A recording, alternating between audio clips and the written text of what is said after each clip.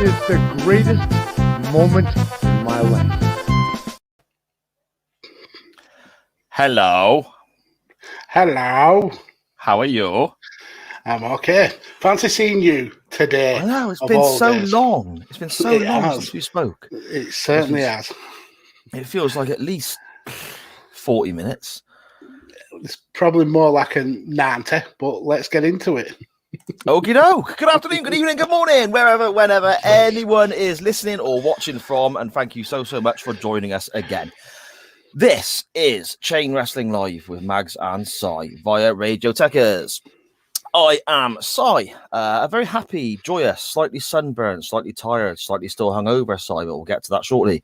Joining me, as always, is the game to my lame, the pedigree to my lack of credibility, a podcaster whose summer activities with sweaty men are kind of always non-sanctioned, but we don't like to get into too many details about that. Mr. Mags, how are we doing, sir? Wow, my summer matches with men are unsanctioned. Wow. Yeah, I'm doing brilliant. Well, how are you feeling? It's just what I hear. How are you feeling is more the point after your dalliances at the weekend. Yeah, for those who don't know, I went to a music festival this weekend. It's one that I attend every year since it started. It's only the third year. Fourth year since it started, but third festival because COVID sort of put paid to it last summer. It's called Stone Dead. It's only about 3, 4, maybe 5,000, depending on the capacity they have per year. One stage, classic rock festival. I go with my son and a few friends each year. And I've always had a great time. It's classic rock, old school rock's right up my street. But it's the first time that I've really sort of gone out and done anything like this in a long time because of COVID, the same as many other people. Yeah. So, I mean, normally when I go to a festival, I have no issues at all with drinking all day, getting up in the morning, drinking all day, watching the bands, jumping around like a maniac to my favourite bands, singing along without an issue. Even when it's really sunny. I mean, I take after my dad for this, and my daughter takes after me. Even when it's really sunny, if I burn, I'm burnt for, I don't know, a few hours, and then that just turns to tan. My dad is very much the same way. All of that's gone out the window, Magsy. I drank all day, woke up the following morning, felt like death. Well, I'm so out of practice. Not only felt like death. Oh, yes, you have an image, don't you? Look like death. I'm not very attractive there. It's funny because we cover my eyes. If you can see my eyes, I do not look brilliant. I don't know if you can make it out. I'm still quite pink around the cheeks and there, and on my arms as well. You can sort of see the sunburn on there, like, you know. T-shirt tan, brilliant. Oh yeah, totally. I ain't taking my shirt off in public, mate. Nobody wants to see that. Goodness me. And I mean, the lineup changed a great deal. A lot of the bands that were supposed to be there didn't make it due to COVID. A few other bands pulled out on the day, which was a shame. But the organisers, fair play to them, all volunteers. None of them take money from this. All managed to get 9 bands on, some fantastic acts. And one of them was Blaze Bayley, who used to be the singer for Iron Maiden back in the early 90s. He did 2 albums for Iron Maiden. And Maiden are one of my favourite bands. When Blaze Bayley performed, it was just a Maiden set he was doing. So it was all Iron Maiden songs like that he recorded. So he did 10, 11 songs. It was awesome. I got right down the front. My mind, thinking I'm 20 years old again. I'm listening to Blaze Bayley sing for Iron Maiden. Blaze lost his way with some of the words once or twice and actually gave me a thumbs up because I think I remembered more of the lyrics than he, and I was shouting them out as we were singing and so on. Jumping up and down like a maniac, having a whale of a time, mate. Absolutely brilliant stuff. Loved it. Highlight of the weekend. Oh, good. Within 20 minutes of Blaze finishing, my ankle swelled up to the size of a rugby ball. My voice was like this. And my back was killing me. So, yeah, whereas in my head I may think I'm 20, my body's telling me I'm more like I'm 80, I think. You know, so bit of a struggle, Magsy. But the thing is you are slowly getting back to normality, getting back to the things that you love. And, yeah, cool that you had a good time. Really glad you enjoyed it. It was great, mate. It was really good. So looking forward to hopefully managing to make it again next year. How's your week been, my friend? What have you been up to? Yeah, it's been quite hectic in terms of content. We had Radio Tekkers is back with the football season being back, so we had that. Then we had UFC this weekend. But I'm going to give a little bit of a peek behind the curtain. Me and Mrs. P have been having some illicit messaging between us. Did you know about this? Some non-sanctioned messages. Some very non-sanctioned messages. Yeah. I'm not sure. Go on. No, I mean you know what we've been messaging about. She's putting together a cool little package of chain wrestling style memorabilia, which I'm really excited to receive, and hopefully there'll be a point in time very soon that you'll be able to go out and purchase said merchandise, stuff like stickers and coasters, maybe mugs and t-shirts and stuff like that. So yeah, some cool artwork, and you may notice the new kind of redesigned logo there up in the corner. Not Simon's gorgeous alcoholic induced face, but this redesigned logo, all done by the super talented Mrs. P. So yeah, that's what my secretive dances with the great Mrs. P were all about. I gotta say a big thanks to my wife for this, because I mean, first of all, technology wise, where to start, I would be clueless. And also effort wise, I'm far too lazy. So it's it's brilliant that my wife has done this. I mean, we're getting a few samples that we'll obviously show when they arrive.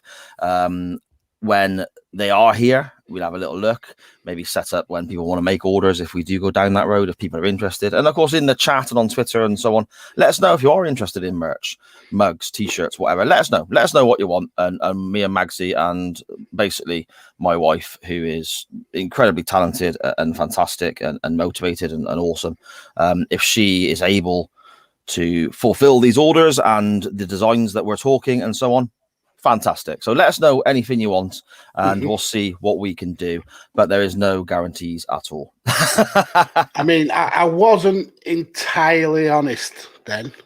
Oh, yeah. And this, I'm only going to feed you a little tidbit, but I've done something very secretive in my appreciation for you and for how well we've come with this podcast. I mean, This was just an idea that popped into your head, and we've really took this on an amazing journey. And I wanted to thank you for dragging me along and having me as part of this. So I've got you a little gift. It's on the way, being specially made for you, but you'll know it when you see it, sir. I'm intrigued. I'm intrigued. I'm not going to spill any more than that, but I promise you will love it. Okay, brilliant stuff. Well, thank you, Magsy. I'll look forward to that. I've hugely appreciate it already, my friend. We've got a few comments in the chat there, Mags. You want to bring a few up? Wow, it's again, you guys are so amazing in the chat. We absolutely adore you all.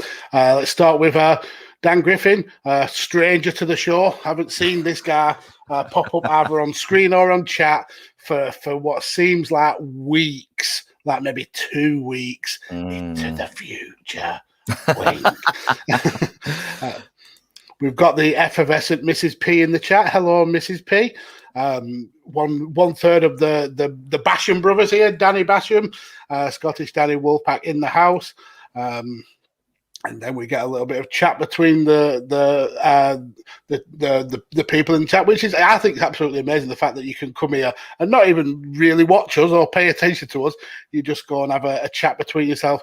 We've got another brethren that burns in Scottish Danny's as pale as Seamus.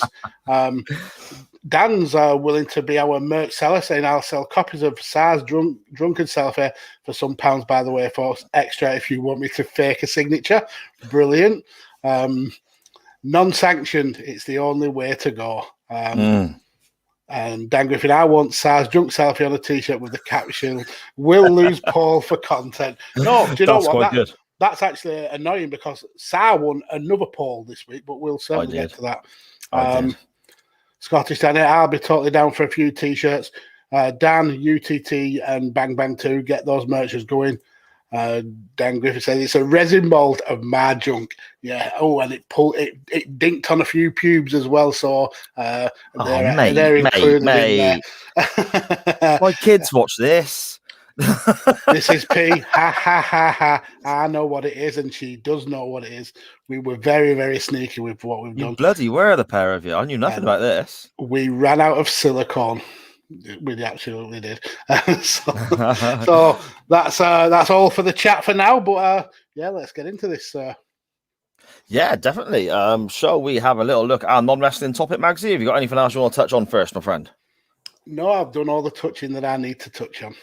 For goodness sake. It's always the smut with you, isn't it? You always got to drag the tone down. You would not expect any different. Very true, my friend. Very true. Okay, our non-wrestling topic this week.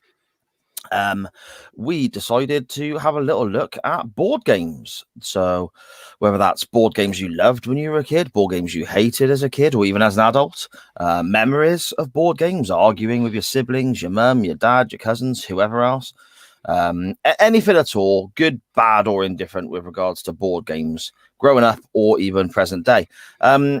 We had quite a few responses again, Magsy, because our listeners, stroke viewers, are absolutely bloody fantastic. Yes, they are. Yeah, I mean, I'll just, as always, run through in the order they arrived into us. There's a few here that I may need to pick your brains upon, so I'm not 100% sure what they are. And then we'll get to a couple maybe that yourself and I played once upon a time, Mags, and different stories there. And as always, in the chat, if you want to contribute, put forward any board games you can think of now that you enjoyed or disliked or whatever, let us know. We start with the always awesome Ori, at Ori the Draw on Twitter. She says there's a common story of her mum and dad playing Risk and her dad getting so upset he ripped the board in half and has never played the game since. And that's what I envisage when it comes to family board games, just people losing their shit. Yeah. I have done similar things to that. I don't know if you're aware, I don't really come across it on the show, but I am pretty competitive. No. Yes. No, not you. So yeah, I can certainly put myself in the mindset of her dad being fuming about losing a game of Risk. What was Risk? How was that played? What is that one? I think Risk was the one where you have to take over the world, like in terms of countries and land masses and stuff like that. I don't know the rules of it, but I'm sure it's essentially a war strategy game, I think. Okay. Unless I'm thinking of a different game, but I think it's that one. Okay. So it's either that game or a different game, is what you're saying? Yeah, essentially. It's a Brilliant. game played on a board. Which ticks all the boxes for what we want today, mate. Signed. Yeah, exactly. UTT Rob at UTT Rob on Twitter of the always awesome UTT podcast. Speaking of which, Dan, if you're in the chat there, hello again, my friend. More to come about Dan later on with regards to future weeks. Rob says, and he actually included a picture here, his dad still has his copy of Travel Go from the early 60s. His version is older than the one he pictured here. Oh, we can see it on the screen. Brilliant, Magsy. He said it was an awesome and ridiculously convoluted game where you had to collect souvenirs from around the world, change money into local currency, and book onward travel. I think that's onward, like book your travel to the next country. Oh, right, okay. He's got yeah. Oh, yeah. That makes more sense. He's actually got. I read that as onward because there's a space there. I'm not just being an idiot. Yeah. So essentially, it's a holiday simulator for people who can't afford to go on holiday. We'll play Go and pretend we've been. Or if it's raining where you are, if you've got like a caravan holiday, which we do sometimes, and it's raining, you could play a holiday board game whilst on holiday. Yeah. In some kind of really weird paradox kind of situation. Very meta. Yeah, see, look at that. We have more from Rob here saying, in terms of family cheating, his great-grandma used to cheat at Monopoly all the time and then try and blame her age when people caught her skimming from the bank. I love that. That's fantastic. Who hasn't done that? I haven't. You've never cheated at Monopoly. That is a fib. I used to... We used to have debates on who should be the banker just because we wanted to skim money from the bank. I've never been the banker. When you're dishing out the 500s and you slyly dish yourself out two very tightly together, Yeah, oh yeah. We've played that game many a time. I'll tell you now. I mean, Sharon, my wife, is in the chat. I believe Charlie and my other daughter Liv maybe as well. They'll back me up on this. I've never been the banker in Monopoly ever. Well, so I can't cheat, can I?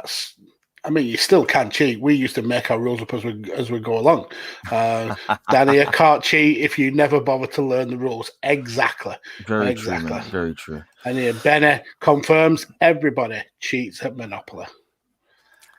And I don't. A little bit of insight. Mrs. P says, Sa doesn't play Monopoly because he's a big baby. I need to hear more about that. We are going to hear more about that when we get to the end of the non-wrestling topic, okay? And it's not just about the big baby thing. She called me a sore loser on Twitter earlier on today, yesterday, or whenever it was. Again, referring to Monopoly, saying that's why we don't play it. But that's not the case. And I'll get to why we don't play it when we get to when I'm covering my games. That's fair. Scottish Danny, if you're not cheating, you're not trying. Eddie Guerrero. Never a truer word was said. God bless him, Eddie. Eh? Fantastic stuff. Speaking of Danny, at Scottish Juggalo on Twitter, absolutely love playing Operation with my niece. Can play this for hours. Now, Operation, if people remember, is the sort of plastic dude led down with all holes in, and you got to like use the sort of, I don't know what they're called, like the tweezers sort of effort. So that's the one there. Yeah, that's the box to try and get effectively body parts out of this dude. And if you touch the wrong bits, it would buzz and his nose would go and it'd make you jump and so on. I was never a big fan of Operation, mate, purely because I sucked at it. Yeah, same. Whenever I played that, I always end up shaking like a shitting dog. Could never do it. That was all your dependency issues, wasn't it, when you were trying to just play, like, you know, oh god. That and the hoop where you've got to follow the curved wire, and if you touch it with the hoop, it buzzes. Yeah. Never ever been good at those kind of like kind of calm nerve stillness games. Yeah, I'm terrible at them. So we'll get on to another one of those in a minute. Props to Danny for being able to play it. Yeah, and he says he loves playing it with his niece. Is that because you win all the time, Danny? How old's your niece? Let us know in the chat. And actually got early onset Parkinson's, so you definitely win every time. What is wrong with you tonight? We're barely 20 minutes in, and I'm already like uncomfortable.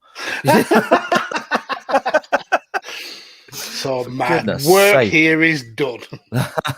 We have somebody new in the chat, Magsy, and it's a name that many of my family and friends will know, but not from that. Viking Storm 76. That is actually my good buddy Stu, who came to the festival with us this weekend. So he'll remember the picture. Oh, probably if he wasn't asleep. Or Stu was one of the Stu on the Saturday morning is the most hungover I've ever seen him, or potentially any other person that I know. I'm fairly certain at one stage Stu took himself back into his tent to have a little cry in the morning because he felt that poorly, you know. He got powered through, chucked a couple of vodka Red Bulls into him, and off he went. It was great stuff. I hope that is Stu, Viking Storm 78. I think he's just today set up a Twitter, and that's the same. Oh, there you go. He's still dead inside. Yep, it is Stu. Hi, Stu. Really, really good to see you joining us this evening, mate. Thank you very much, bud.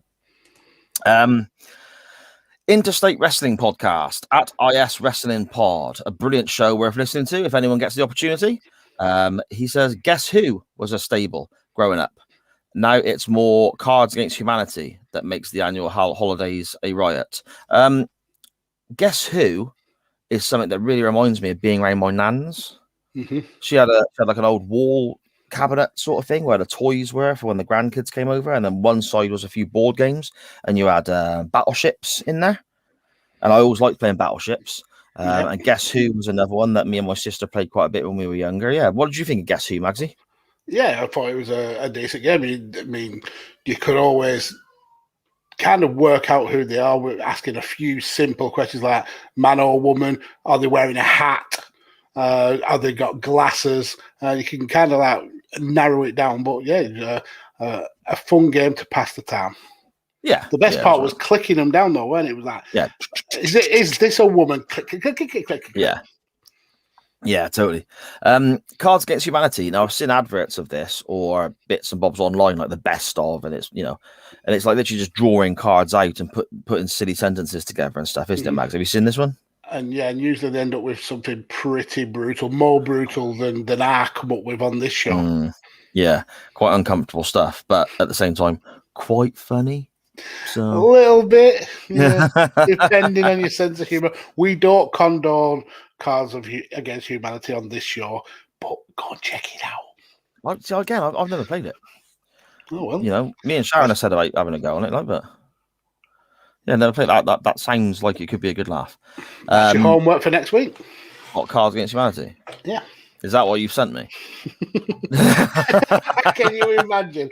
Rocks up a game of that would be eerily that would be coincidental. So yeah, that'd be almost like you were time traveling as a podcaster. Ooh. Yeah, I mean, and we have a podcast that talks about time traveling to discuss in a little while. Oh, it's all exciting stuff. We'll have to, I think after we're done with this in a few minutes, Max, we'll have to give a bit of clarity about what we're talking about with Dan and stuff going on in the next week or two. But yeah, Good Cop, Bad Cop Wrestling Podcast at Good Bad Wrestle on Twitter. Even as a maths person, Scrabble was always a fave. Always preferred the letters games, conundrums on countdown to the numbers games. Although chess was his game. I'm assuming this is Graham here, maybe. Used to play in tournaments when he was younger, and the youngest has just started playing, so may get drawn back in. Scrabble, I didn't mind, to be honest, because I've always thought I've been quite, I've done a bit of writing in the past. My English teacher used to tell me I was always quite good at that sort of thing.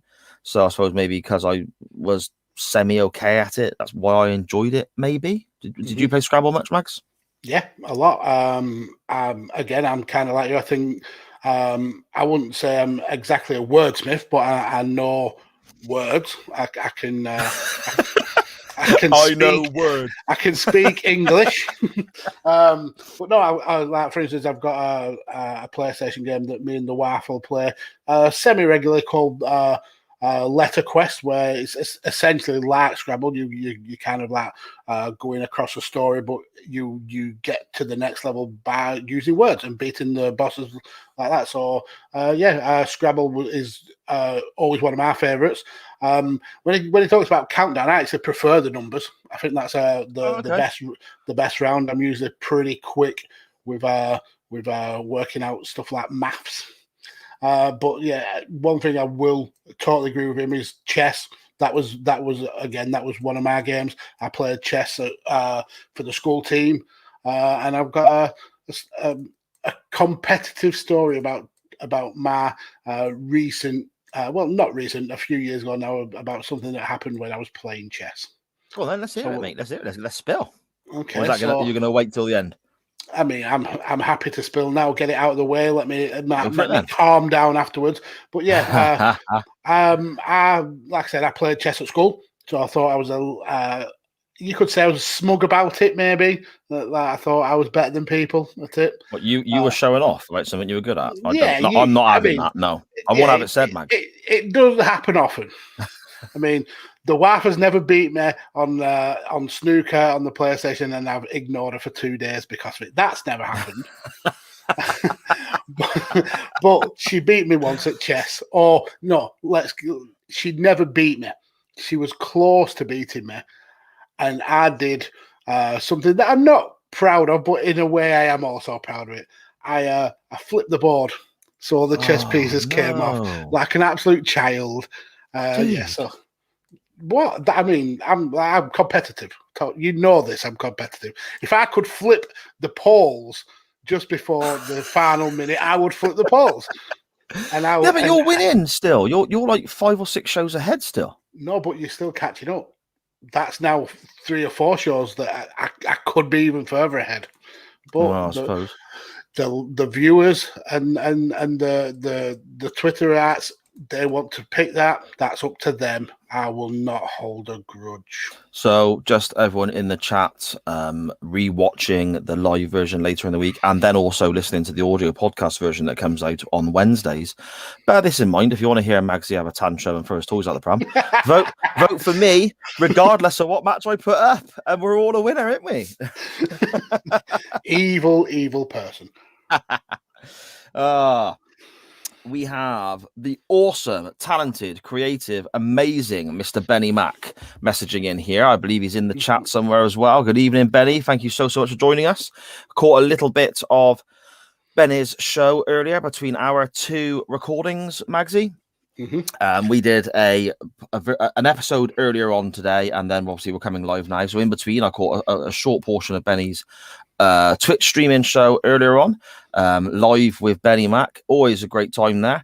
Always worth checking out. Search at Benny Mack, BENNY on Twitter for any information with regards to that. It's on Monday evenings, not long before we go live. And there's wrestling talk, there's gaming talk, there's just general life chit chat, movies, all sorts. And also, Benny is the guy who's responsible for all the graphics and creativity with regards to a new project that Benny and I have coming up called the Waiting Room podcast, which is going to be a podcast like the old show Quantum Leap, coming out on Radio Tekkers, the same network, for want of a better term, that carries chain wrestling. And Benny's the creative vision and sort of creative spirit behind that as well. So big shout outs to Benny there. He says here, atmosphere, he included a picture. It was an awesome game.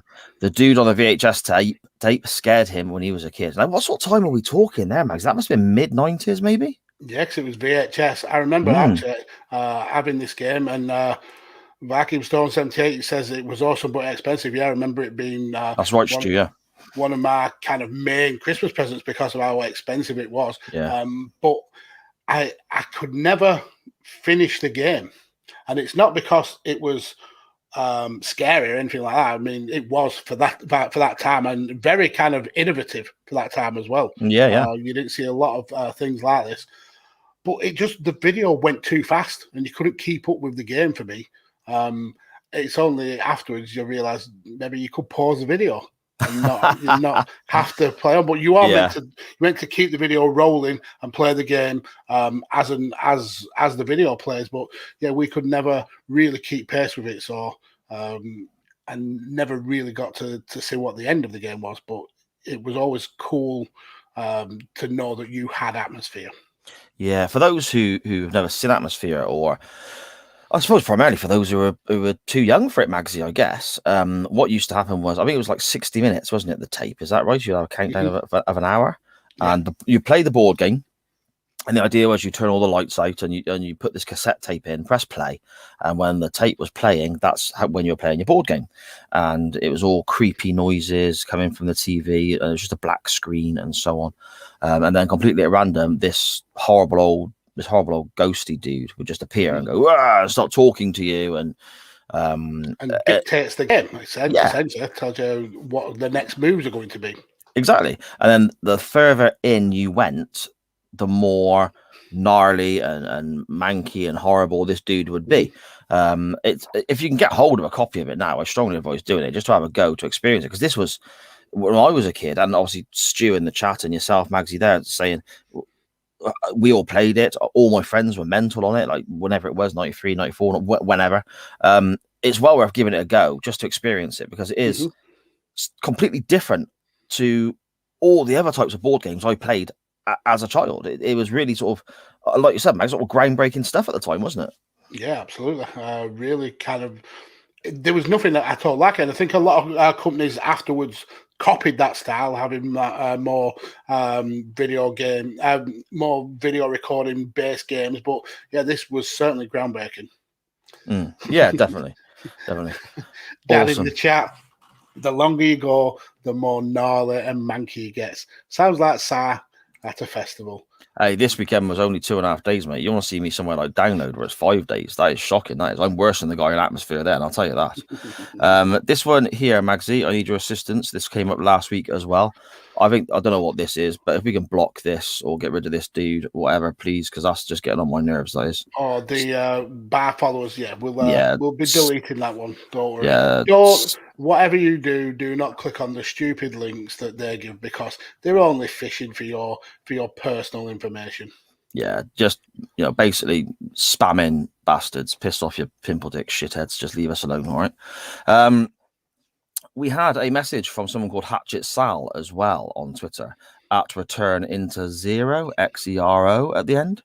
asking, are we going to touch upon how huge adult tabletop board gaming has become over the last decade or so? Oh, yeah, I saw this. I mean, the problem is that I've not played a lot of adult board games. I can understand there's now a huge market for it, and especially in this COVID era with people having more time on their hands and they're being kind of trapped indoors. There's been more of a buzz about playing adult based board games. But yeah, I've not had any of that, unfortunately. No, I don't either. I mean, I understand. It's cool to look into, though. Dungeons and Dragons is obviously still a massive thing, isn't it? And obviously, our good friend Matt Willis does a podcast with regular players there that comes out via Visionaries Global Media. A great listen on just a lazy Sunday. Yeah, definitely. It's. I've got no real understanding of how the game works or anything like that, but yeah, I find myself listening to an episode of that where they cover their game and they got sound effects in the background and so on, and then I end up skipping forward to listen to the next one because I want to know what it's almost like they're telling you some sort of fantasy story and stuff. It's quite I know that's always been a big deal, hasn't it, in certain circles, playing Dungeons and Dragons. I believe it was in the 80s it all came out, wasn't it, maybe, or late 70s potentially. Yeah, I mean, it's still going strong now. And the cool thing about Matt and the Dungeons and Junkies team is they take turns in having like a story. One of them will take charge for 2, 3, 4 episodes until the story ends. And then it's you kind of get lost in it. And like you said, you can skip from podcast to podcast and really get involved in it. So yeah, that's something I'd definitely recommend if people are slightly interested in that thing, to go and check it out. That might get you more hyped to play some Dungeons and Dragons of your own. Yeah, exactly. Stevo at Total Stevo on Twitter. This one, I don't know. Does Stevo wake up grumpy or something? Was he upset? Maybe this was pre Vince McMahon impressions. He's normally happier when he does a Vince McMahon impression. Impersonating Vince, he's more chirpy. Okay. In the words of Dan Griffin, Stevo says here, you can get to fuck. Have no interest in board games. Well, I'm sorry to hear that, Stevo. I apologize, my friend. Monopoly at a push, and that would have been 20 years ago. Yeah, okay. Well, it's not ultimately it's good that Stevo's still in contact. We appreciate that, Stevo, and sorry if I upset you, dude. I mean, Chuck is a topic that you want us to cover, Steve. I'm sure me and Sa and the rest of the amazing followers on Twitter can oblige. Got some comments here in the chat. Viking Storm Test match cricket was an awesome cricket game. Was that a board game, Stewie? I believe it was. Was it really? Mm-hmm. How could you play cricket in a board game form? Then we've got Dan saying, if we need a Twitch mod, is moderately competent when he's paying attention, so not competent and barely ever paying attention. Moderately competent when paying attention. You're not selling yourself there, are you, really? And then he says he doesn't know why Steve-O brought him into that. And Scottish Danny, shout out to Mr. McMahon. His McMahon impressions are absolutely brilliant. They're awesome, aren't they? Steve-O, I'm only joking, of course, everything I said there, mate. Love you a bit, man. Thank you so much for the support. Absolutely. And then one comment I'm a little bit perturbed about. Mr. Ray Cash, aka Rance Morris. This needs less mags and more Sa. Well, thanks, mate. No.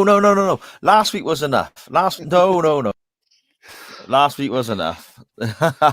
If you think this if this show needs more Sai, then watch last week where Magsy had a few internet problems, and trust me, it proves that it does not need more Sai. I will happily be in the background just as a voice. No, don't, mate. Look how big my head looks now. Look at that. I've got a big melon face. Come on. You know. No, but thank you, Mr. Morris. Is that sorry? Yeah. Ray Cash. Part of the team. Okay. Part of the team at Radio Tekkers. Yeah, I didn't recognise the name, you see. So, Ray Cash that's his gimmick name. His working name. His working name. It's a cool name because the S is spelled like a dollar sign, so I like that. Yeah, like Reyes in Mysterio, CASH as in dollars. Yeah, it's good, mate. It's good. And finally, from Twitter for gaming and so on, we have Dan Griffin again. Last time he played a board game between himself and his friend, they played Batman Escape from Arkham. Yeah, I've never heard of that. No, not me. We'd had a few drinks, set it up, had a few more drinks whilst playing it, and Danny won. So well done, Dan. Good stuff. He says next morning he actually read the rules sober, and he found he won despite misunderstanding the rules completely and making it easier for his friend to actually beat him. So if he made it easier for his friend to beat him and Dan still won, how bad was his friend? Well, yeah, exactly. But I mean, it just goes to show you don't need to follow the rules on games. No. Them rules just make games worse. Just make your own rules up as you go along. That's the best way. Exactly. Have you got any you want to cover, Magsy? No, I think we've done pretty well there. Plenty of interesting stories. I might touch on my rules for Monopoly. Again, I mentioned that we kind of argued about who would be the banker and who would be able to rob the bank, essentially. Some of the rules that we used to play was the money that goes into when you get sent to prison, and it goes into the pot, and I can't remember what the bloody pot's called now. But the bit in the middle? No, there's a free parking pot. Okay, right, yeah. The banker had claim to that, so they had that money. We totally ignored the buying houses before you buy hotels rule, because who wants to go around and around and around and around buying a house per time? No, if you could afford it, bang straight on an hotel, no messing about.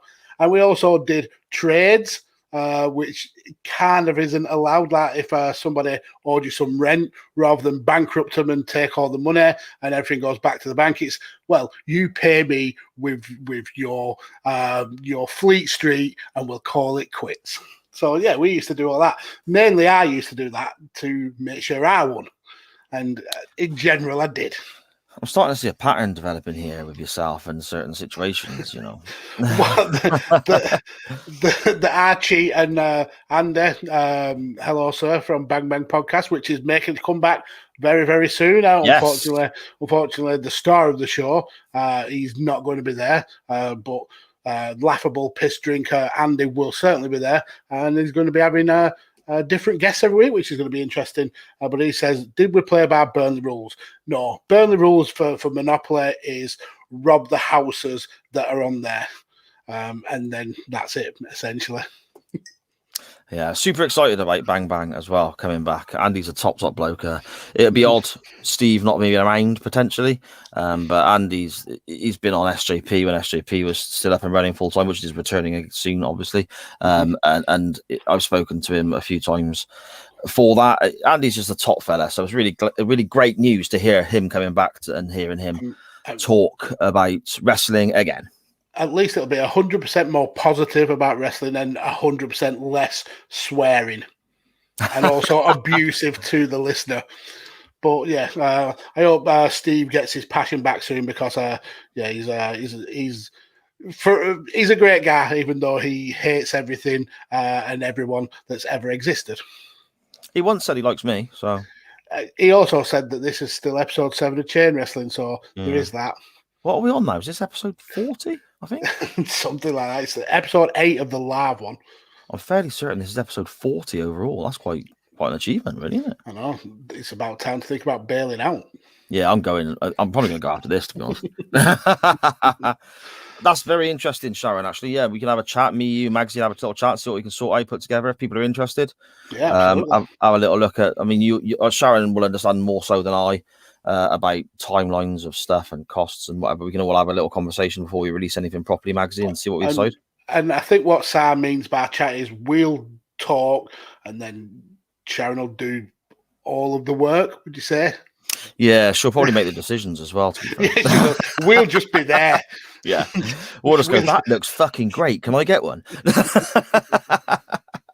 But no, really good shout, Char. Thank you very much. Yeah, the board games thing for me, there's a couple I want to sort of touch upon. One of my biggest memories of being a kid is getting told that I wasn't allowed to stay up with my mum, dad, and their 2 friends when they came over to play Trivial Pursuit because I was too young.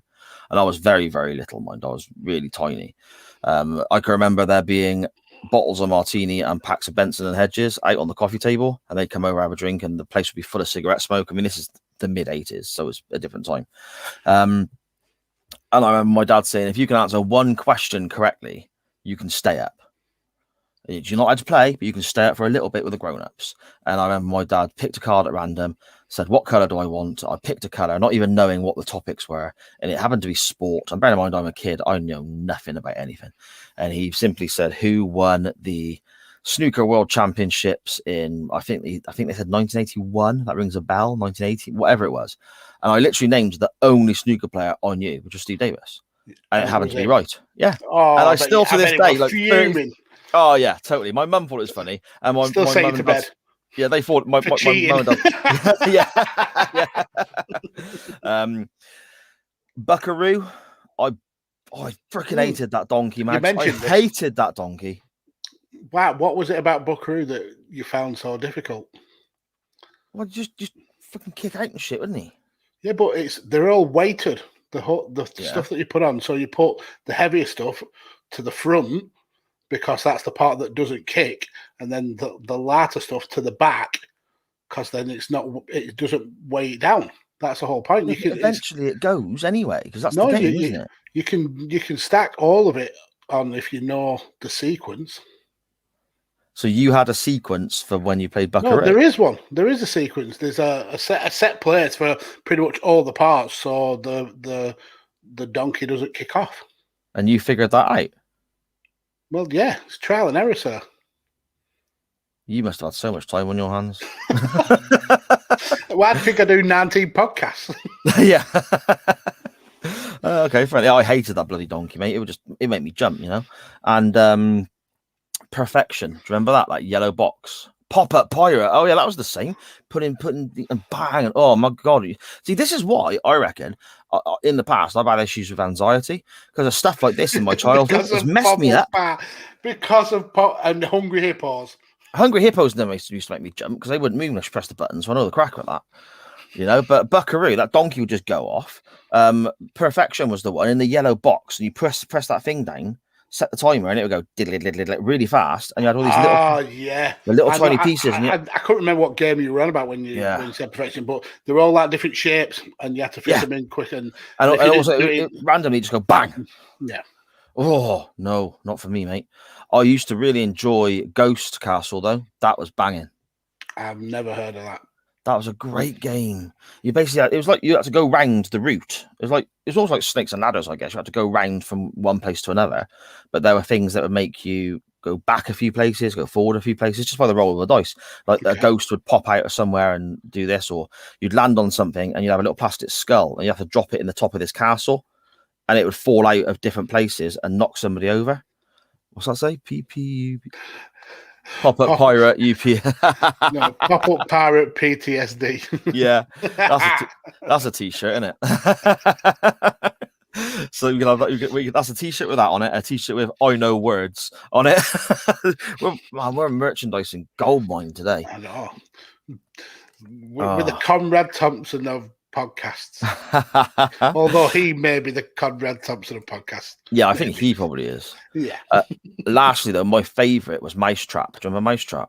I do, yes. Yeah. That was another one. That's another game we kind of cheated at because you're meant to go around the game and build the contraption as you go. Well, no. Who's got time for that bullshit? You build the contraption first, then play the game. So we didn't even play the game, me and my sister. That was one of the ones that came out of this magical cupboard at my nan's, at my nanny William's house. This cupboard was like this mystical thing. It was like the TARDIS in Doctor Who. It was bigger on the inside because it didn't matter how many times you bought stuff out. There was always more stuff to get out. And Mousetrap was in there. And we used to build it up and then just set it off. And then build it up and set it off for hours. We never played the game. That's just what we did. Yeah, I used to like that. I used to like Kaplunk as well. Did you ever play Kaplunk? Oh, the sticks and the marbles. Yeah. Was it Marble Madness or Marble Scramble or something like that as well? Are you on about Screwball Scramble? That's the one, yeah. The like green board, and you had to cross the bridges and use the magnet to cross the river and stuff like that. Yeah, that was a good game. Yeah. Now, getting on to Monopoly very quickly because we're getting on time-wise. Oh, yes. Tell us your tale, sir. I freaking Why are hate you a Monopoly. big baby when it comes to Monopoly? I just hate Monopoly more than I hate that damn donkey, that rickety, shaking, exploding yellow box from Perfection. You know, all of these things, that crazy one-eyed bastard from Pop-Up Pyro who shoots up in the air.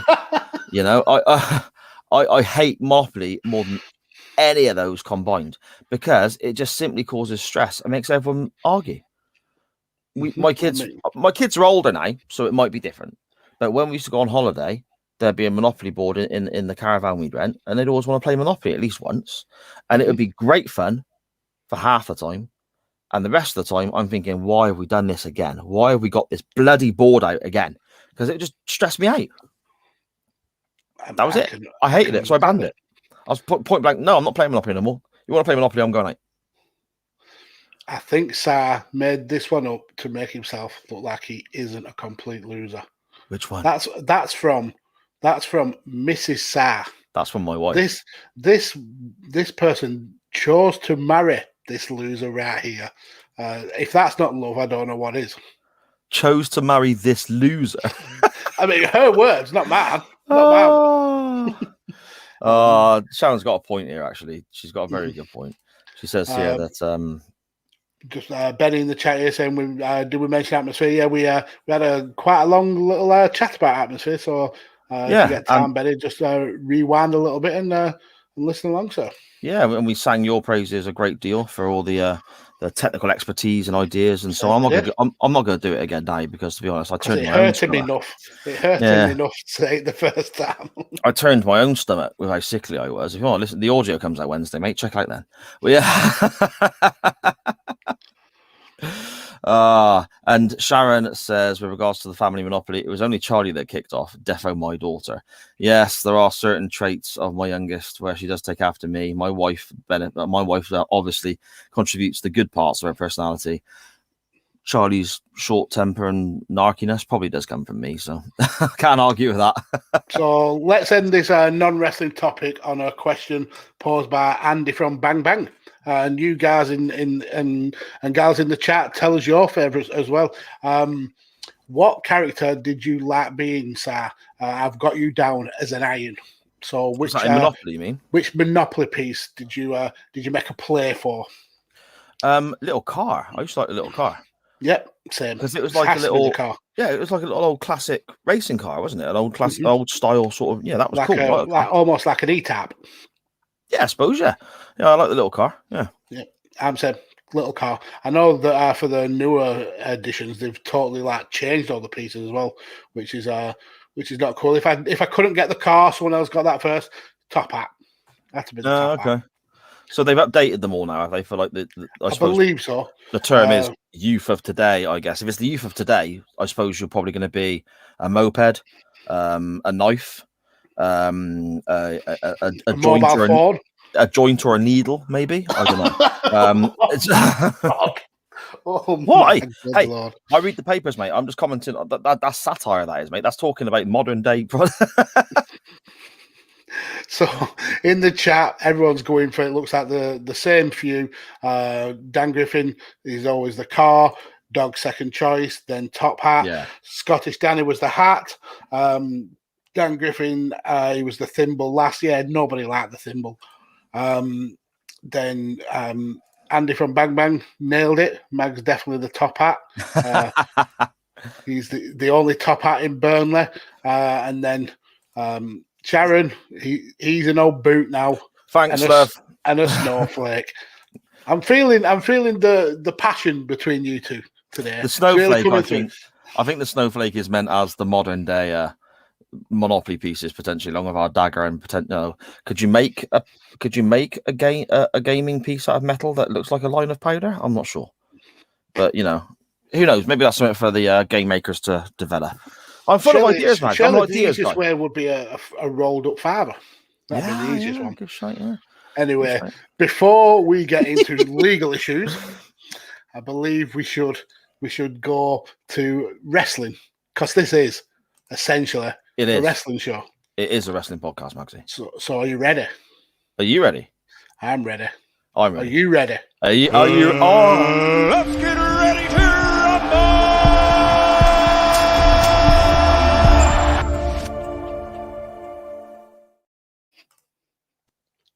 Ooh, Magsy, I won the poll again. As Steve-O said, get to fuck. Yes, thank you so much to everybody who voted, retweeted, liked, shared, and so on and so forth. The poll again this week, hugely appreciated. The winner was my selection from SummerSlam 2002. Triple H versus Shawn Michaels in a non-sanctioned match. Shawn Michaels comeback match for the first time in the ring. Well, a WWE ring anyway, in 4 years. As you can see all around us here, this fantastic graphic Mr. Mags has drawn up and stuck us on. That's fantastic stuff there. Mags, first thoughts, mate. When was the last time you watched this back, and how did you feel going back to visit it? Oh, it's been quite a while since going back, but I think it's one of those matches where you kind of, even though you haven't watched it for a long time, because of how important the storyline was, this was Shawn Michaels coming back, and the run that he had after this match was arguably one of the best runs that he's ever had. Yeah, it was such a good match, and I'm actually, and I say this every time you win, I'm actually glad you won, because this is a really cool match that we got back we got to go back and watch. I've just noticed directly above me and right next to the glorious Shawn Michaels is still a picture of my drunken mush. No, it's almost like two pictures of Shawn Michaels there. You reckon? No, it's not at all. No, I reckon my weight is twice of what Shawn Michaels is, or was, or whatever. So you know, Dan, you are a saving grace for twice today. Wink. Andy's also involved in the announcement in a way. So yeah, he's just plugging himself. He's trying to put himself over. That's what it is. I mean, he's hanging around with UTT Rob. That's what it's done to him. Bad influence, mate, isn't he? Yes, but Dan's right. We did say that we had a bit of announcement to what's happening in the upcoming weeks for chain wrestling. So before we get into this absolutely outstanding match, so essentially, in a couple of weeks, I'm not going to be available for a recording of chain wrestling. So because we didn't want to deprive you guys your Monday fix of chain wrestling, we pre-recorded one earlier on today, so it'll be like going back in time for us, but it's 2 weeks in the future for you guys, and because it's out of sync with Chain Wrestling Live, and you guys play a massive part in structuring the show. It's a little bit different to what it would normally be. There's no non-wrestling topic, because we get all that info usually like within 24 hours of the recording. So it's essentially just us having a chat, reviewing a match, and we thought it'd be cool to bring young Dan Griffin in on that, and we gave him the option to pick a match. He went over and above and went the chain wrestling route of putting a poll out, and basically the winner of the poll became the match that we chatted about. So yeah, definitely look out for that. That episode will drop on the 13th of September. So we'll be here next week, definitely. So the topic that the match that we picked this week will definitely be covered next week. But the one that we pick next week it'll be delayed a week, so that one won't then come out till the 20th. So we'll get back exactly into the timeline. It's just this is a little bit of a deviation, a non-canon episode. Yeah, kind of a step sideways and then back again, I suppose, into our breaking the chain, which Sa didn't like. I'm not having that. We're not breaking the chain. I don't like that at all. Pack that in. Pack that in. We're going sideways, looking at something, coming back. That's all we're doing. Yeah. We're deviating. Sightseeing. That's it, mate. Yeah, that's it. There we go. So, yeah, next week, as normal, week after, special edition of Chain Wrestling Not Live, I think. maybe we'll call it. I don't know. I mean, And then we're back as live. normal the week after. We did record it live, yeah. Chain Wrestling semi-live, maybe. And then we're back to normal the week after that. So, yeah. So there we go. Thanks again to Danny for coming on. It was a great laugh earlier on, chatting wrestling with him. So I hope everyone will enjoy that little deviation to our normal show. And then we'll return to normal the week after. Absolutely. So let's get into this match. And thanks for the reminder, Dan. We appreciate it. Yeah, totally. Even though it's just because you want to put yourself over, obviously. You know. Yeah, Magsy, this match, I mean, I put this forward because obviously I'm a Shawn Michaels guy. I adore Shawn Michaels. Shawn Michaels and Ric Flair are my two all-time favourites, even though a couple of guys recently are starting to get into the mindset of that as well, but we'll talk about that another time. But Shawn was my guy growing up. When the Rockers split, I remember watching it live. Well, not live, but the episode of Superstars or whatever it was at my nan's house. Shawn looked so cool with the leather jacket and the hair and everything. I was like, oh, who is this guy? He looks amazing. I wanted him to beat the Bulldog when I was a kid for the Intercontinental belt because I just thought this guy, just the swagger, the charisma, I just thought he was so cool. And then obviously the stuff he did in his world title runs in the 90s, his comeback here and so on. Shawn was my favorite wrestler. Just absolutely fantastic. The emotion this moment had for me, this match had for me, and the build-up this match had for me back those, 19 years ago or whatever, is almost on par with the emotion of CM Punk coming back this last week. Wow. Because Michaels, like I said, was my guy from 11 years old, 12 years old, whatever it was, all the way through my teens. Michaels was my guy. Good guy, bad guy, whatever. So, yeah, this was a huge, huge thing for me. And the fact that the match delivered made it even better because when he came back, I was at an age to understand how things worked. And I was concerned, 4 years away, bad back. Is he going to tarnish his legacy? But to me, oh my word, this was incredible, wasn't it? Yeah, and I've always looked at this match as kind of a test for Shawn himself to see if he could still do it. I think if he would have shit the bed in this match, I don't think he would have stuck around. But I think this match proved to him, proved to us as fans that he still had it, and he was arguably a better all-round wrestler than he was before he left. I mean, he certainly he lost that kind of a political side of him. He lost that kind of a overbearing confidence, kind of cocky attitude he had. He come back as a better all-round wrestler, and there's always been the case that this 2002 run was the best run of his career, even though he arguably had more accolades in his earlier part of his career. And I think I subscribe to that theory. I think this run really kind of dragged me into Shawn Michaels as a wrestler, as a character, as a human being. I really enjoyed this version of Shawn Michaels better than any other version of Shawn Michaels that we've ever had. Yeah, totally. I mean, Michaels in the mid-90s, which I suppose you're covering yourself now with a change in attitude. He's the main man so far. Yeah. His main event sort of world title run, I guess, 96. Winning the Rumble, the Iron Man match, and so on.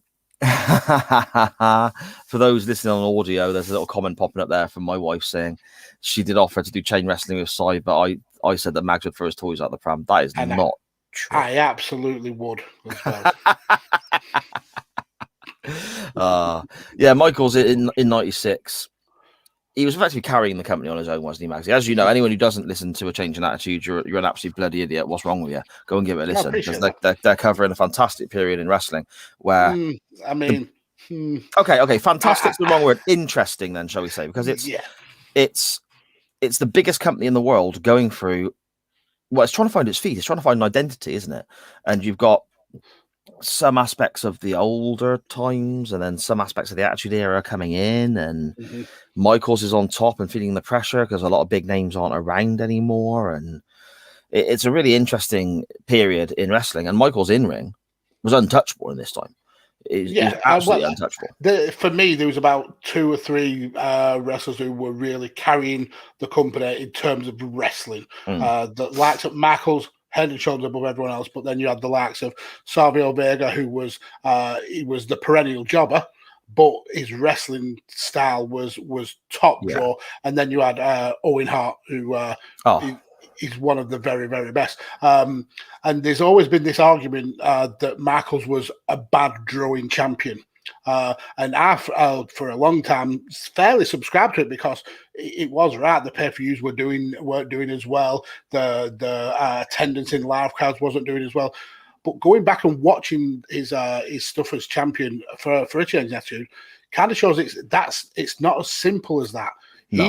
He was the best thing in a very, very kind of like you said, a show that didn't know what it wanted to be.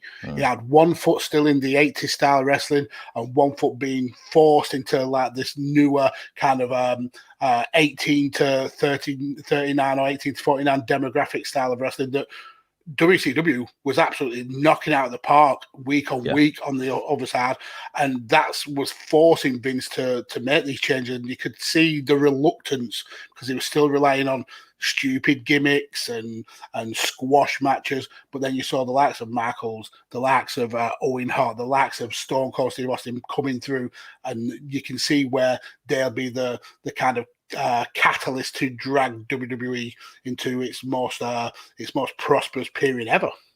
Yeah, definitely. And that period there, I mean, that's peak. I mean, I was 96. I was 15.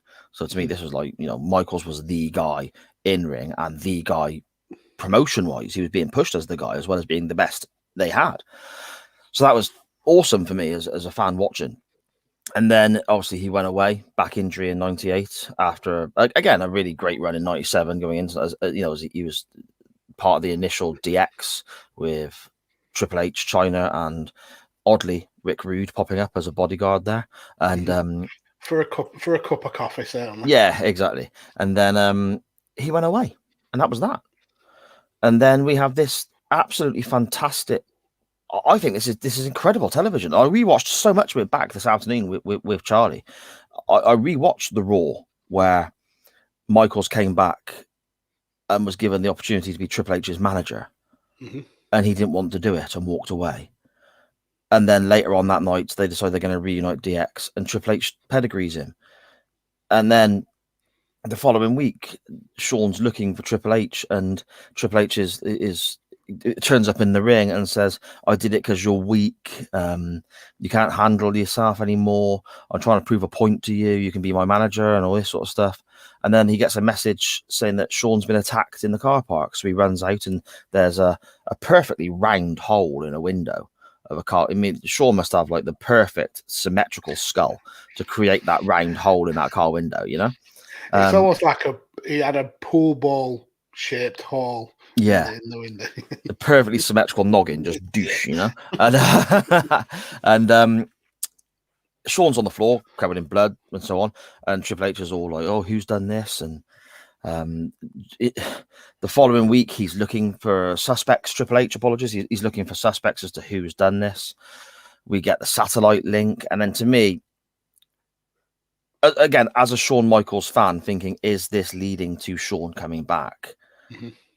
This to me is one of the most underrated promos or underrated exchanges that I think wrestling has ever put on, or the WWE has ever put on. Triple H in the ring, Shawn at home in San Antonio via satellite link that Eric Bischoff said was very expensive. And talking about how the security guy has got footage. We can see who it is. And then Hunter's in the ring going, we can't really make it out because the footage is a bit fuzzy. And Shawn says, I don't understand technology, a bit like myself. And he says, we're going to zoom in and clear it up. And they do. And the crowd is like, there's no noise from the crowd. And then the pixelization gets cleared and you can just like make out it's Triple H and the crowd react to that image. And what a fantastic moment. And then you get from Shawn and sat in the chair all busted up at home going, it was you, Hunter. And that moment where Triple H sideways on spits his chewing gum out.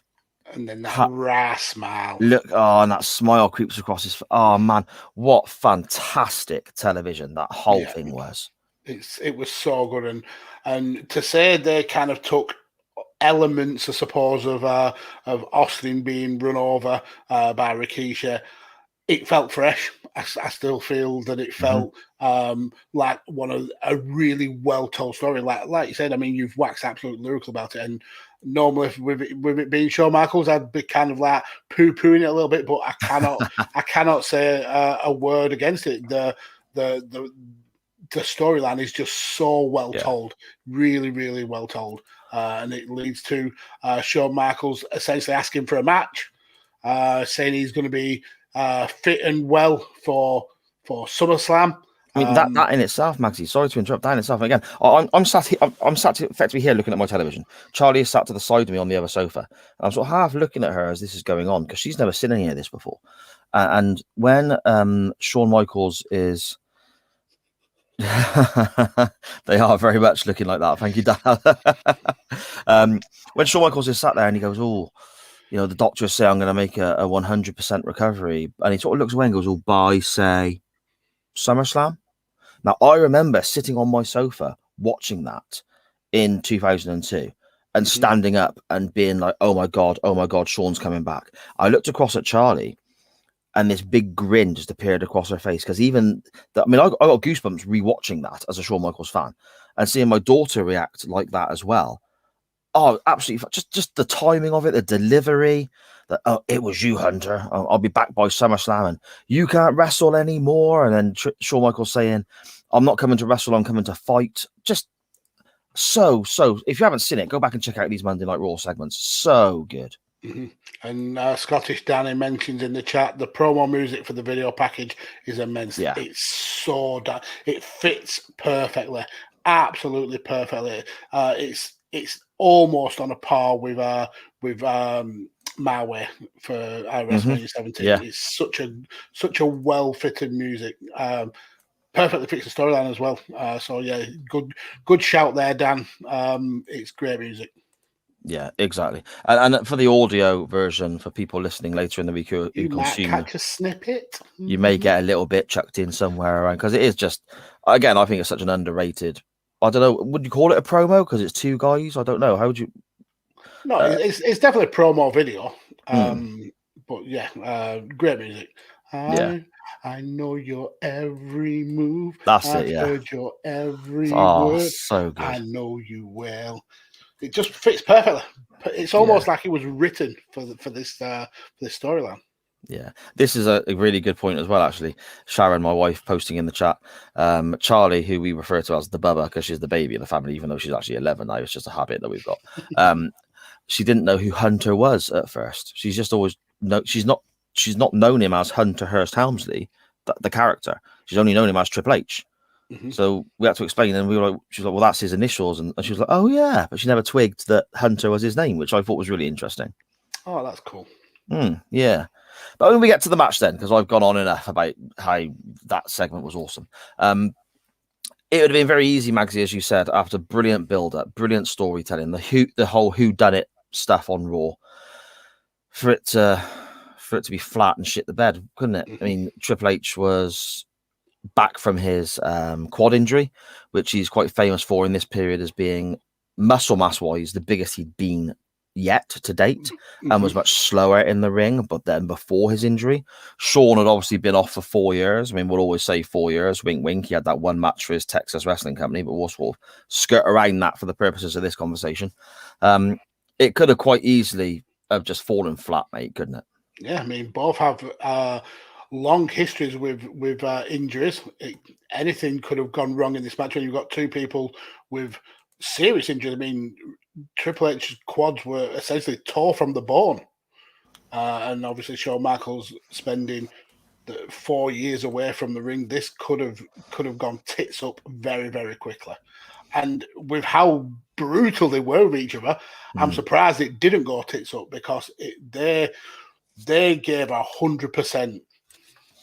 Yeah, exactly. And like you said, it could have gone so bad. But I think the way they kept it relatively simple kind of worked to their advantage. I mean, the story they told for me was very good in that Shawn's obviously the smaller guy. Shawn's obviously been out for 4 years. He's the underdog.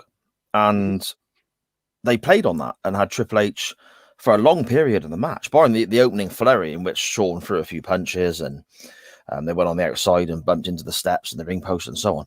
When Triple H took control early on, he kind of controlled the match for a very long period, didn't he? Yeah. And it was quite beating down on Shawn Yeah. Michaels. Yeah, and it was very methodical. It was very a Triple H pace, shall we say, which isn't necessarily slow, but it's not in any way, shape, or form quick. But the impact of the moves were, I mean, there was a couple of side slams he used, one to a chair that was set up and then one to a chair that was flat on the floor. Bearing in mind, Shawn's back was also the secondary story of the match, I guess, other than Shawn just being the underdog. He was selling the back a huge amount, which he should do, of course. And Trips was targeting the back. Yes, exactly.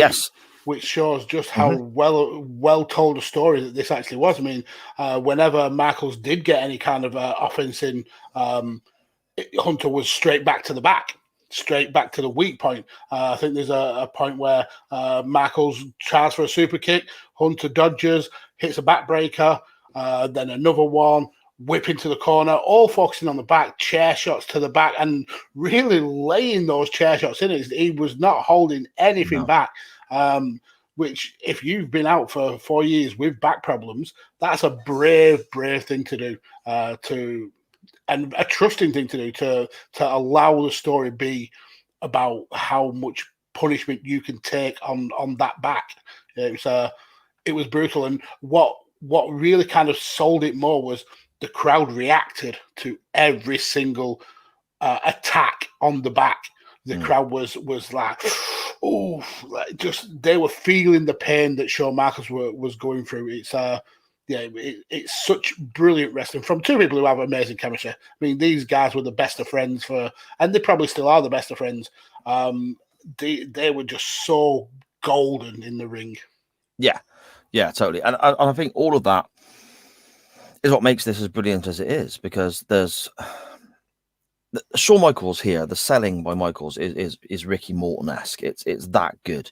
You genuinely, regardless of what you may think about the guy's character or attitude at certain times in his life, you watch this match back, if you're invested, which I think after the build-up and the video package and so on, you can't help but feel invested in what's going to happen here. Correct. If you're not invested, they drag you in early on with Shawn's cocky entrance and lying across the top rope and doing this to Triple H, saying, come on then. And the way they start the match, and then Triple H taking control and then dominating, and there's Michaels selling. If you're not invested in the story they're trying to tell early on, they drag you in with how good they are at this. They don't do anything, I suppose, out of the ordinary. They don't do anything.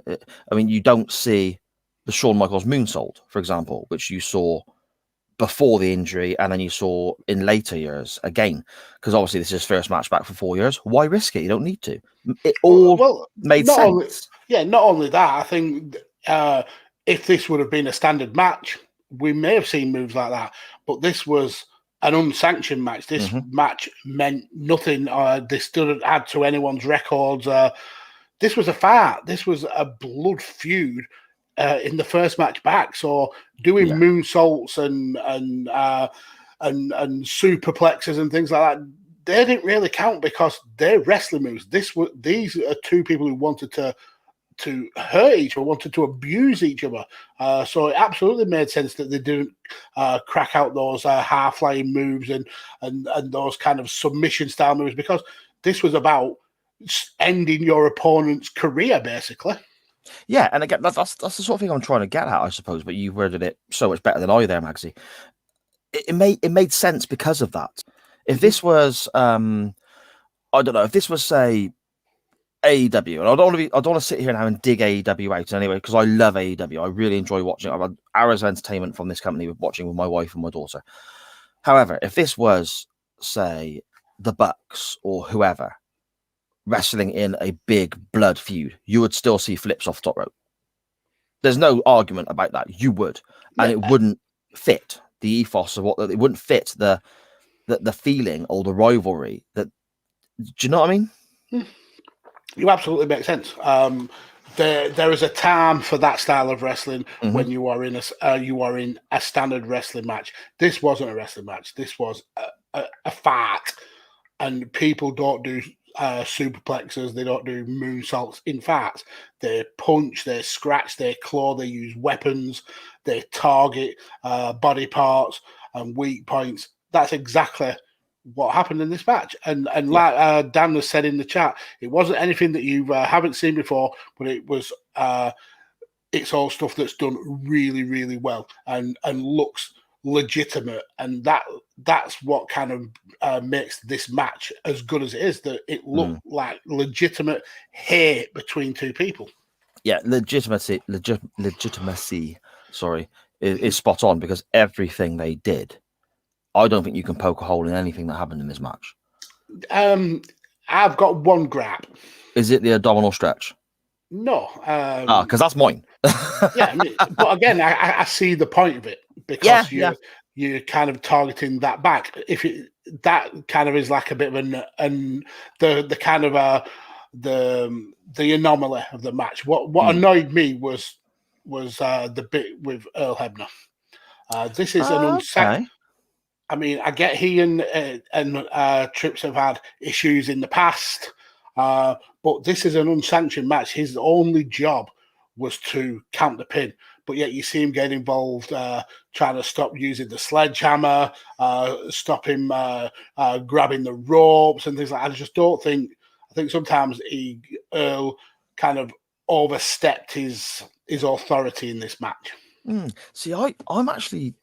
And you're not going to hear this from me very often at all, because I hate when referees get involved in anything, whether it's a ref bump, a distraction where they're looking the wrong way for 20 minutes, all that sort of nonsense gets on my nerves. But I actually think this was done quite well, because Earl actually came across like he wasn't just playing a role, or wasn't just a part in a script, so to speak. To me, Earl Hebner came across like he had genuine concern about Michael's well-being and wasn't acting as an official. He was more acting as just like a human being. But that's just how I perceived it. Yeah, I mean, I totally see that point. But this is like when you're watching two of your mates have a fight and you don't get involved until the fight's over. Earl just seemed to be too involved, and I get the point where he's shoved into the ropes and the crotch on the ropes to Michaels. That made sense, but it was the whole kind of you're not allowed to do this, Hunter. You're not allowed to use the sledgehammer.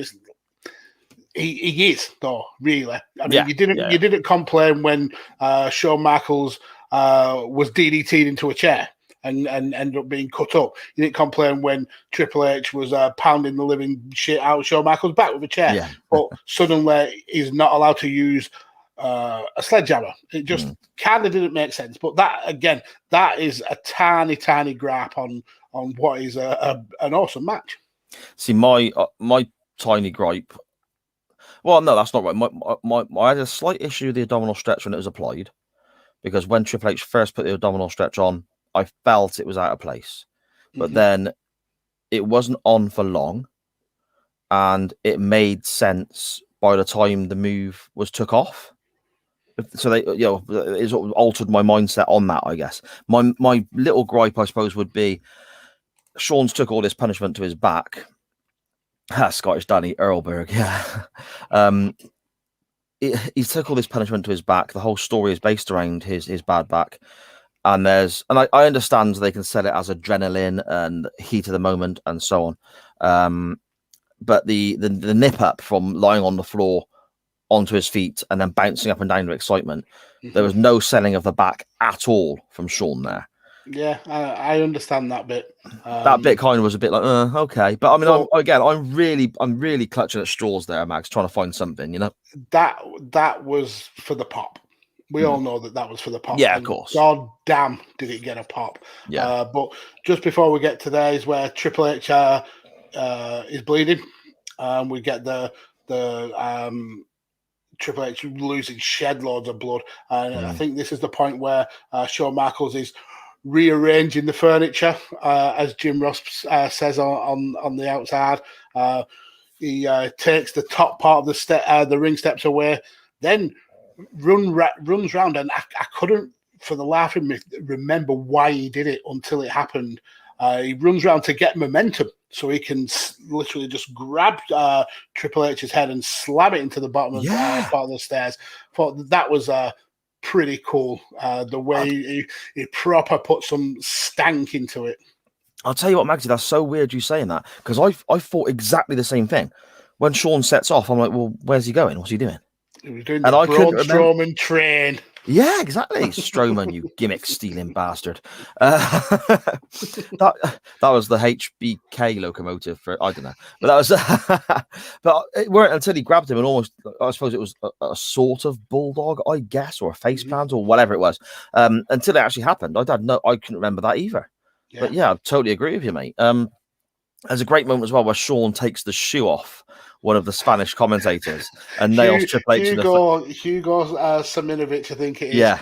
And just clocks it. And what a spangly boot he had as well. Yeah, really nice little heel on there as well. Yeah. Clocks him square in the face with it as well. and then when they get back in the ring, Michaels takes his belt off and starts whipping the living piss out of Trips with that. So we're getting that kind of build up, that comeback. The smaller guy, like you said earlier, starting to gain his momentum. Yeah, totally. And again, it comes back to being legit, believability, and so all of that. The running around the ring. When Braun Strowman runs around the ring, I don't buy it. Why would a bloke that big run around just to bump into people? It makes no sense. He just squashed them and just grab hold of them and destroy them. It's silly.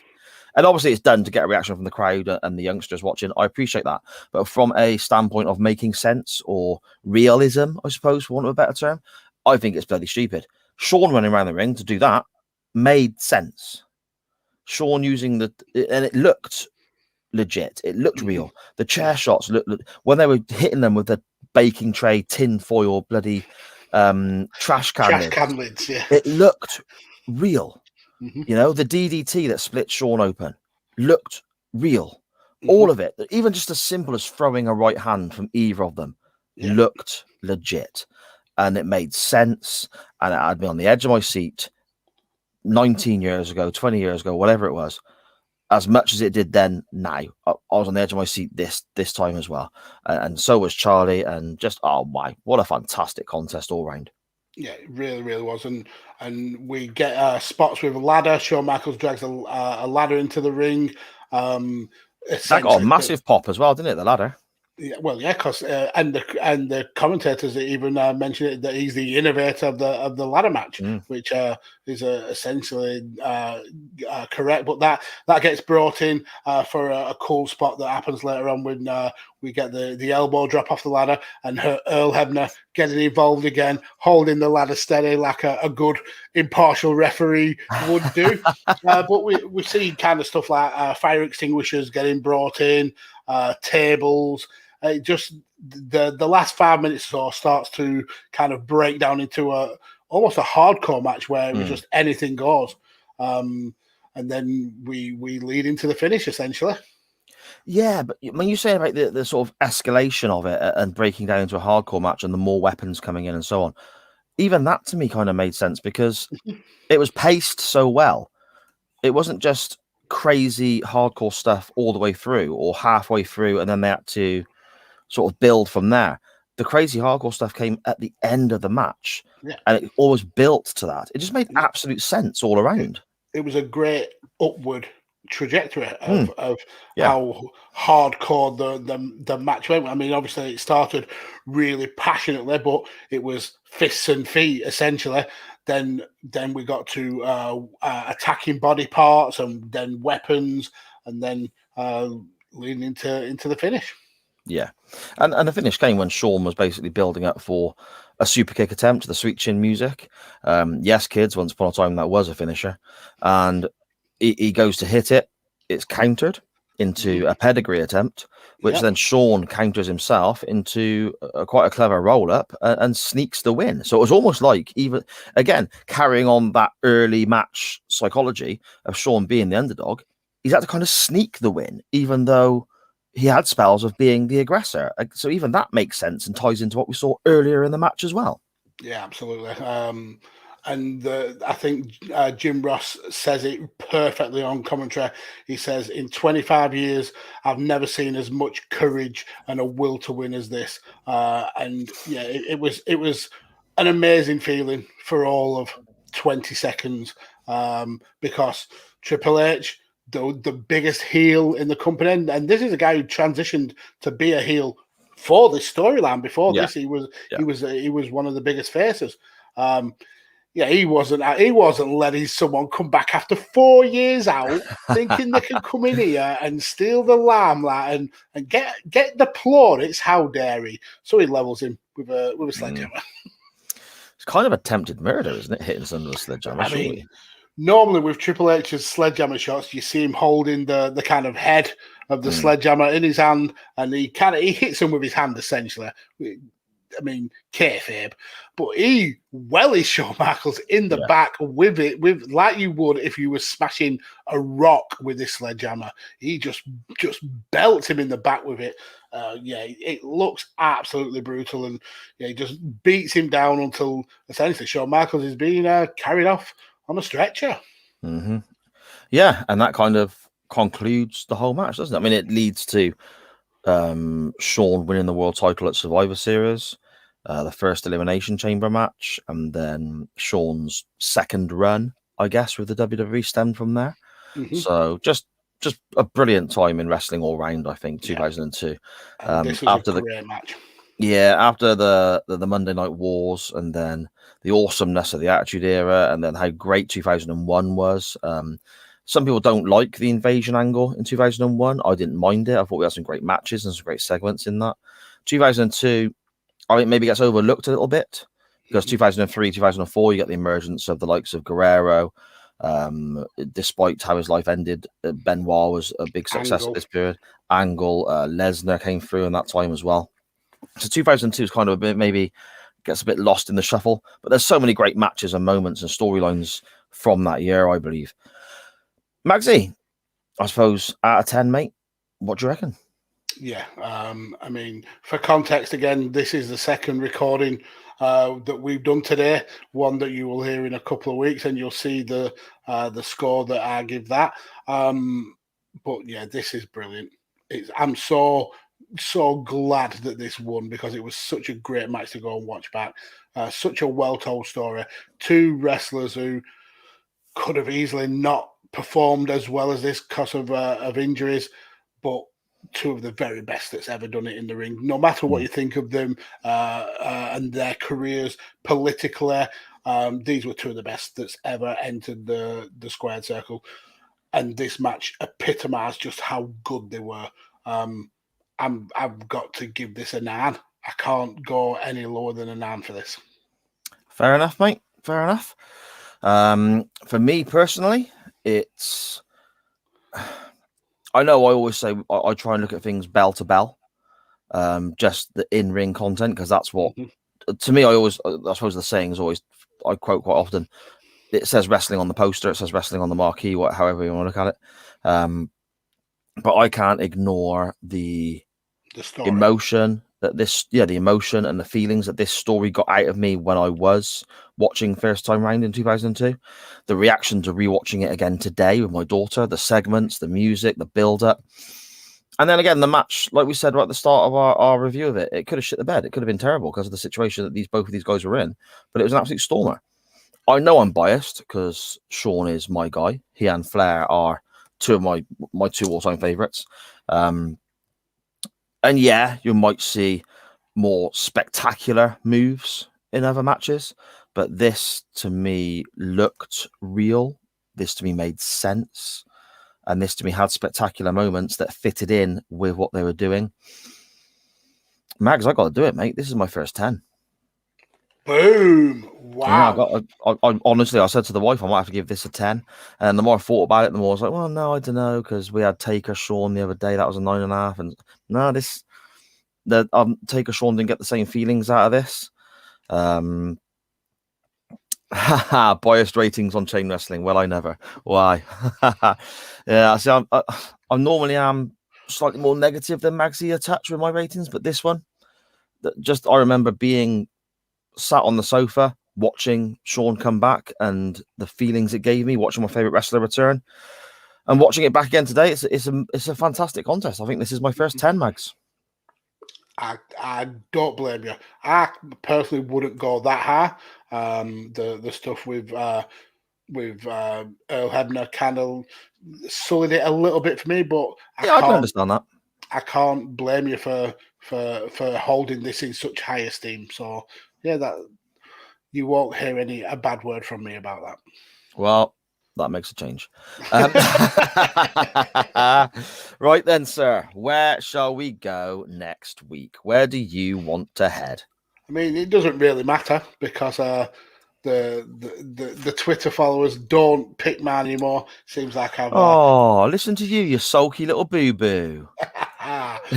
But just watching this match, it made me kind of like think just how spoiled we were for wrestling in this pay-per-view. I mean, looking up and down the card, you've got Kurt Angle and Rey Mysterio in the opener, followed by Ric Flair versus Chris Jericho, Edge versus Eddie Guerrero, Christian and Lance Storm versus Booker T and Goldust, RVD and Benoit. You've got Undertaker and Test, which is it's Test, but it's stacked. This is a legitimate, like, multiple Hall of Fame starring card. It's outstanding. Shows how spoiled we were as wrestling fans in this period.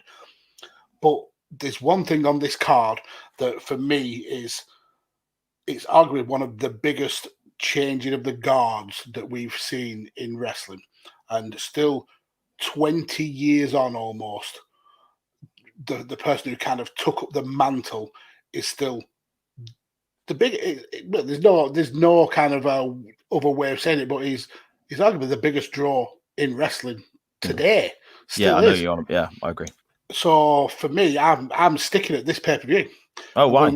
I'm going with the main event because you have The Rock, someone who has gone through the biggest period of the most profitable period of wrestling. Never really the man, because he had the likes of Triple H, Stone Cold, all kind of like vying for that spot. But he was certainly part of an elite group at the top of WWE at that time. But there's a passing of the guard at this match when he's beaten by Brock Lesnar, a very young Brock Lesnar, and a Brock Lesnar who, for all intents and purposes, has sat alone at the top of wrestling for the last 20 years when he has seen fit. When he's bowed out, that's when other people come to the front. But whenever Brock Lesnar's involved, like him or love him, he is the draw in wrestling. So I want to stick with this pay-per-view, and I want to go with Brock Lesnar versus The Rock for the undisputed WWE Championship. And that is a fantastic match with a really interesting crowd.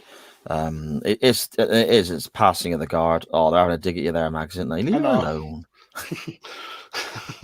Leave Max alone. No, it's great, and it is a changing of the guard. And I actually wanted to watch that straight after watching this, but I had to come and record with you the other show we did earlier today, and so on. So I would not I would not be heartbroken at all getting the opportunity to watch that match. It is, and again, it's such a great era, such a great pay-per-view. Just what a selection. I think it's the first time as well we've stuck with a pay-per-view, isn't it? I think it is. Yep. Okay. I would like to actually travel a little bit further back in time for my selection. Dan Griffin in the chat, for those listening by audio, salting the wounds, saying here he can't remember Rock Brock match, saying that we will not be covering it. That's harsh, isn't it? He doesn't even know what my selection might be. Mine might be something from Survivor Series 93 and involved, I don't know, Doink the Clown or some shite. You don't know, do you? That pay-per-view is atrocious, isn't it? Even though Shawn's on it. It's I'd like to go back a little bit further, and the reason being, we mentioned this individual earlier on, and the reason being that I'm going down this road is because it actually popped up in a conversation with my wife earlier on about members of DX and so on.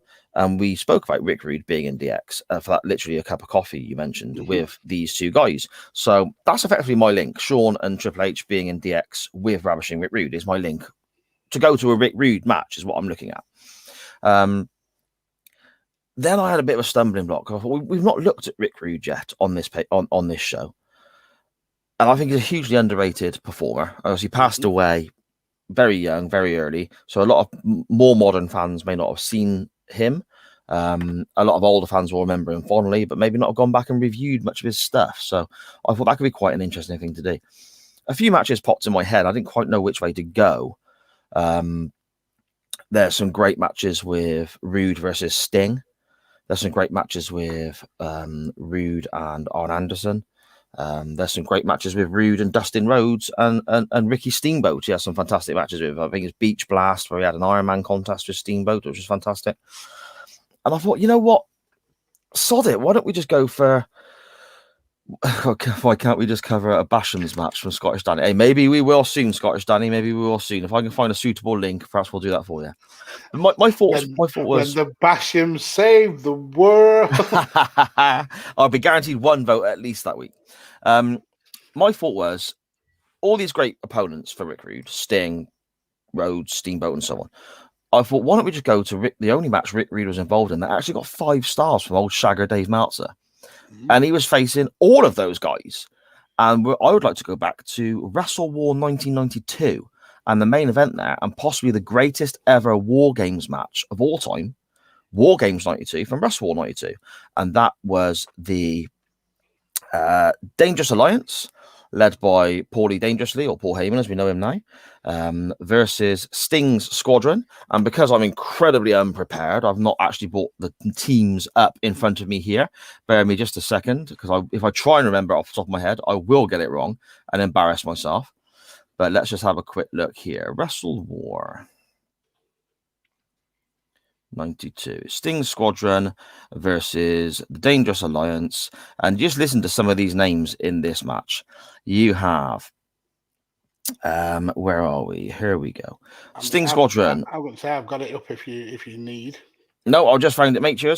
Sting Squadron was Sting, Barry Windham, Dustin Rhodes, Rick Steamboat, and Nikita Koloff. What a combination there. Against the Dangerous Alliance, which was Stunning Steve Austin, Rick Rude, Arn Anderson, Bobby Eaton, and Larry Zbyszko. And they had Paulie Dangerously and Medusa at ringside. In my opinion, the best War Games match of all time, including some incredible talents. And that's where I'd like to go, Magsy.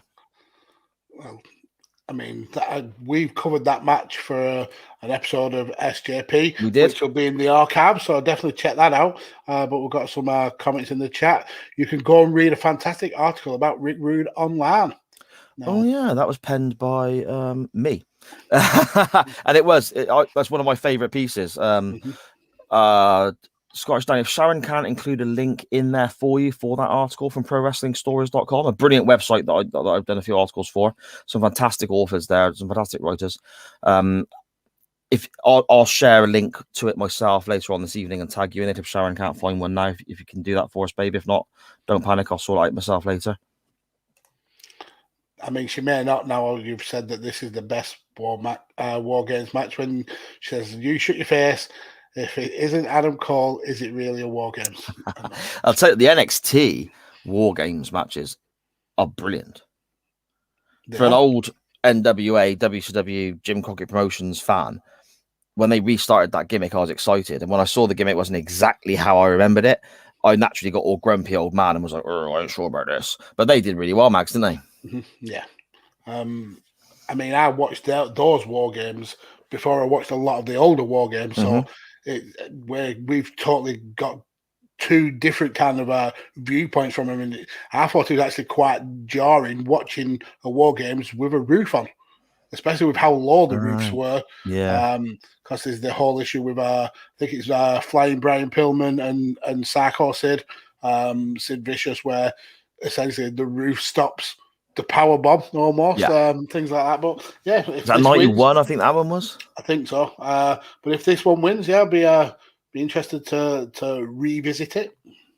Yeah, so those are your options for this week's poll. You have The Rock versus Brock Lesnar, two of the biggest names ever in WWE or wrestling at all, really. In the main event of SummerSlam 2002 for the unified, I think it was the undisputed, WWE Championship. Yeah. A really, really good contest with a really interesting crowd.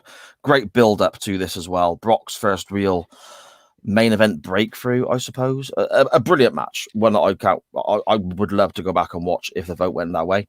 Or we have the main event of Wrestle War 1992 from WCW, which was the War Games match of the same year, 1992, between Sting's squadron, Sting, Rhodes, all these great guys, Barry Windham and so on, versus the Dangerous Alliance with Austin, Rick Rude, Arn Anderson, Bobby Eaton.